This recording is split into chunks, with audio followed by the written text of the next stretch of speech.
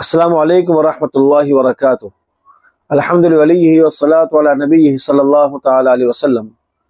محترم سامعین کرام، جو حضرات یہاں سے حج کے لیے مکہ مکرمہ تشریف لے گئے ہیں، ان کے لیے قربانی کا کیا مسئلہ ہے، اور وہ وہاں جو قربانی کرتے ہیں اس کا کیا حکم ہے، ان کے لیے اپنے مقام پر جس ملک سے گئے ہیں اس ملک میں قربانی کرانا ضروری ہے کہ نہیں ہے، اس تعلق سے کچھ وضاحتیں کرنا چاہتا ہوں کہ جو حاجی حج تمتع یا حج قران کرتا ہے کہ ایک ہی سفر میں حج عمرے کو ملاتا ہے، تو اس پر شریعت مطہرہ نے ایک دم شکر واجب کیا ہے، اور یہ دم شکر اس کے لیے مکہ مکرمہ میں ہی یعنی حدود حرم کے اندر ہی کرنا لازم ہے۔ اور جو آدمی حج افراد کے لیے گیا ہے کہ صرف حج کی نیت سے یہاں پر گیا ہے اور حج سے پہلے عمرہ نہیں کرتا ہے، تو اس کے لیے قربانی واجب نہیں ہے۔ البتہ صاحب نصاب اور مالدار ہونے کی قربانی کا کیا حکم ہے کہ جس طرح انسان اپنے مقام پر ہے اور وہ صاحب نصاب ہے تو قربانی کرتا ہے، تو جو حاجی وہاں گئے ہیں ان کے لیے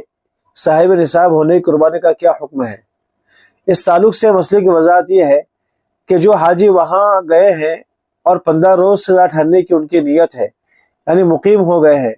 اور عام طور پر اکثر حضرات مقیم ہو جاتے ہیں کہ مکہ مکرمہ میں انہیں 15 روز سے زیادہ ٹھہرنا ہوتا ہے،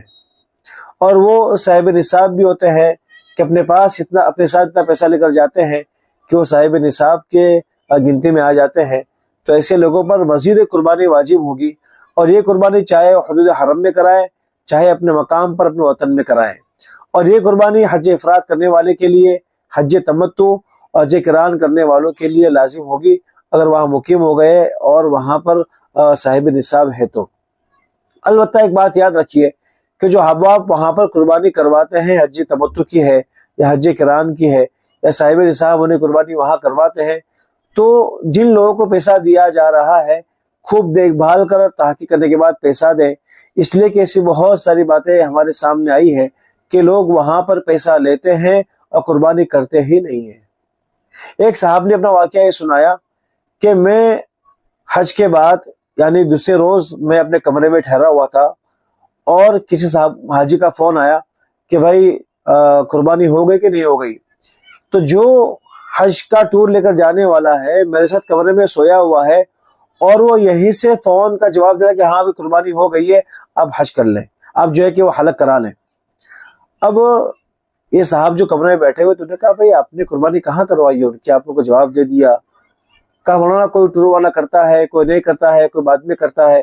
تو بہت سے حضرات اس طرح جو ہے کہ بالکل لاپرواہی کرتے ہیں، اور بہت سے حضرات تو ایسے ہیں کہ پیسہ لینے کے بعد قربانی کرتے ہی نہیں ہے۔ ایسے بہت سارے مسائل ہمارے سامنے آئے ہیں، اور ہر ایک کے سامنے یہ باتیں ہوں گی، لہٰذا جن احباب کو پیسہ دیتے ہیں قربانی کا تو بہت دیکھ بھال کر اور خوب تحقیق کرنے کے بعد آپ ان کا پیسہ دیجئے۔ اس کے بعد بھی اگر وہ قربانی نہیں کرتے ہیں تو ہم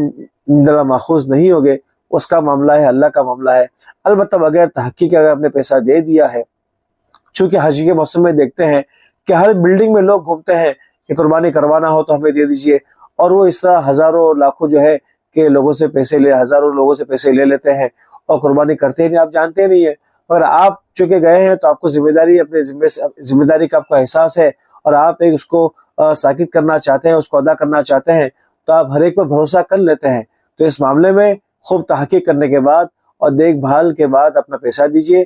تاکہ آپ کی قربانی ہو اور آپ کا حج صحیح ہو۔ وآخر دعوانا ان الحمد للہ رب العالمین۔